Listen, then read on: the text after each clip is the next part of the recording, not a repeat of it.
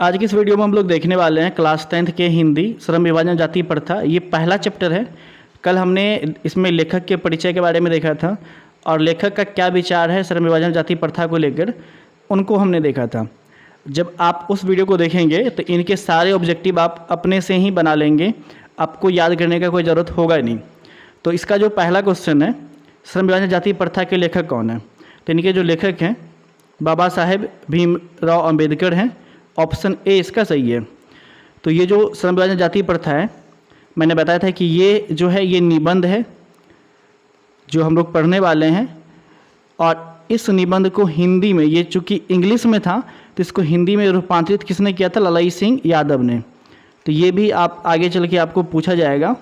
तो ललाई सिंह यादव ने इसको हिंदी में रूपांतरित किया था, और ये जो भाषण था एनिहिलेशन ऑफ कास्ट था, ये इंग्लिश में लिखा हुआ था।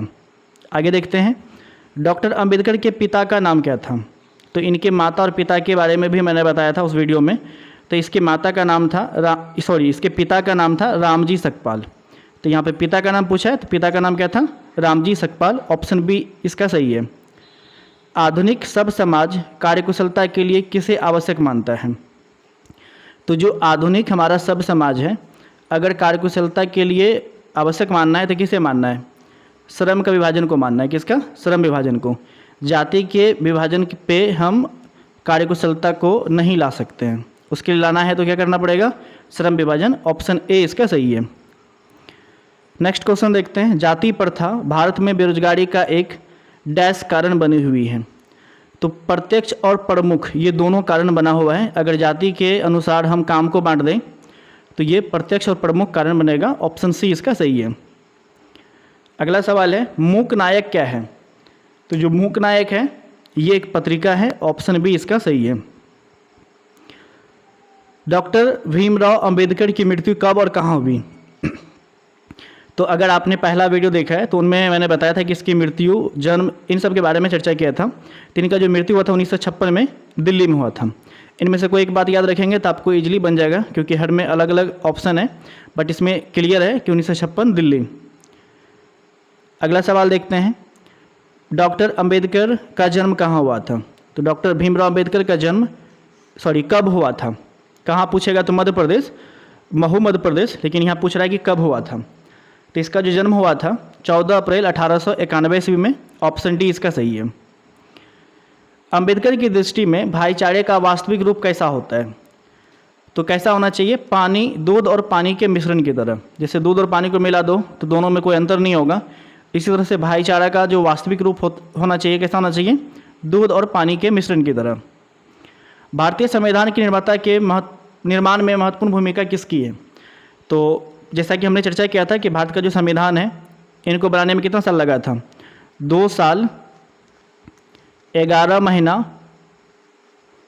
और 18 दिन, यानी टोटल कह सकते हैं लगभग 3 साल लगा था। और इसको बनाया किसने था, लिखा किसने था? तो डॉक्टर भीमराव अंबेडकर ने। तो ऑप्शन ए इसका सही होगा।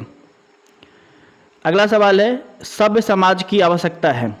तो सभ्य समाज में किसकी आवश्यकता है? श्रम विभाजन की आवश्यकता है। ऑप्शन बी इसका सही है। प्राथमिक शिक्षा प्राप्त करने के बाद अंबेडकर उच्चतर शिक्षा प्राप्त करने के लिए कहाँ गए थे? तो प्राथमिक शिक्षा के बाद बड़ौदा नरेश के प्रोत्साहन पे वो न्यूयॉर्क गए थे, जो कि अमेरिका के एक शहर है। न्यूयॉर्क गए हुए थे। इनके बाद वो इंग्लैंड गए थे। अगला सवाल है, अंबेडकर के चिंतन व रचनात्मकता के प्रेरक व्यक्ति थे। तो अंबेडकर के चिंतन और रचनात्मकता के व्यक्ति जो थे 3 लोग थे। 3 कौन थे? बुद्ध थे, कबीर थे, ज्योतिबा फुले। तो इसका जो राइट आंसर होगा डी, इनमें से सभी। ये तीनों के तीनों इसके चिंतन और रचनात्मकता के प्रेरक व्यक्ति थे। अगला सवाल है, जाति पाति तोरक मंडल भाषण लाहौर में कब हुआ था? तो ये जो जाति पाति तोरक मंडल अधिवेशन था लाहौर में कब होने वाला था? हुआ नहीं था। बेसिकली ये जो अपना भाषण रेडी किए थे वहीं देने के लिए, लेकिन वहाँ पे ये दिए नहीं। तो इसका जो राइट आंसर है वो है आपका सी, 1936 ईस्वी में। श्रम विभाजन और जाति प्रथा क्या है? तो श्रम विभाजन जाति प्रथा क्या है? जैसा कि स्टार्टिंग में हमने बात किया, ये एक निबंध है, लेकिन श्रम विभाजन और जाति प्रथा जिस चीज़ से इसको हिंदी में रूपांतरित किया गया है, एनिहिलेशन ऑफ कास्ट, वो भाषण था। लेकिन अभी जो आप पढ़ रहे हैं वो क्या है, निबंध है। ऑप्शन सी इसका सही है। निम्नलिखित रचनाओं में कौन सी रचना डॉक्टर अंबेडकर की है? तो इनमें आपके पास ऑप्शन है the caste in India, the untouchable who are they, who are Shudras. तो अंबेडकर की जो रचना होते थे सभी के सभी इंग्लिश में होते थे। यहाँ देखोगे ये सभी के सभी इंग्लिश में ही हैं और ये सभी के सभी रचना इन्हीं के हैं। तो ऑप्शन डी इसका सही है। अगला है, आधुनिक सभ्य समाज श्रम विभाजन को आवश्यक क्यों मानता है? तो श्रम विभाजन को आवश्यक क्यों मानते हैं? कार्यकुशलता के लिए। ऑप्शन ए इसका सही है। श्रम विभाजन जाति प्रथा पाठ बाबा साहेब के किस भाषण का संपादित अंश है?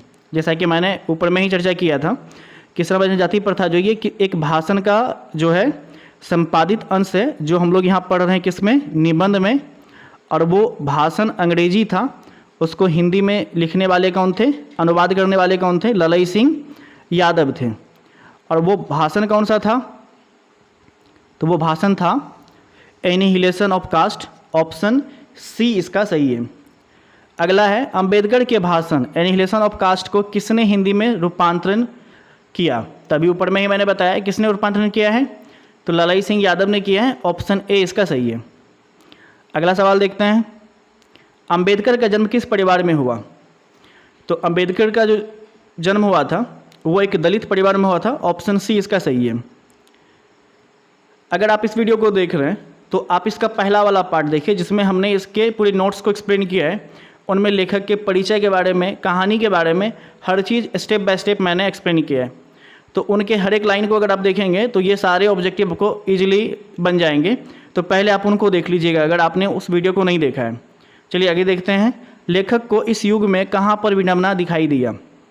तो अभी के युग में विडंबना यानी कि दिक्कत कहाँ पर उसको दिखाई दे रहा था? परिवारवाद, निर्विवाद, नारीवाद या जातिवाद? तो जातिवाद में उसको दिख रहा था कि आज के समय में भी लोग जाति पाति को मानते हैं और जाति के अनुसार काम का बंटवारा करते हैं। अगला सवाल है, डॉक्टर अंबेडकर के माता का नाम क्या था? तो उसकी माता का नाम था भीमाबाई। ऑप्शन डी इसका सही है। अगला है, डॉक्टर अंबेडकर ने पीएचडी की उपाधि कब धारण की? तो क्योंकि इसके नाम में जो डॉक्टर लगा है ये पीएचडी की वजह से ही है, तो पीएचडी की उपाधि इसको कब मिला था?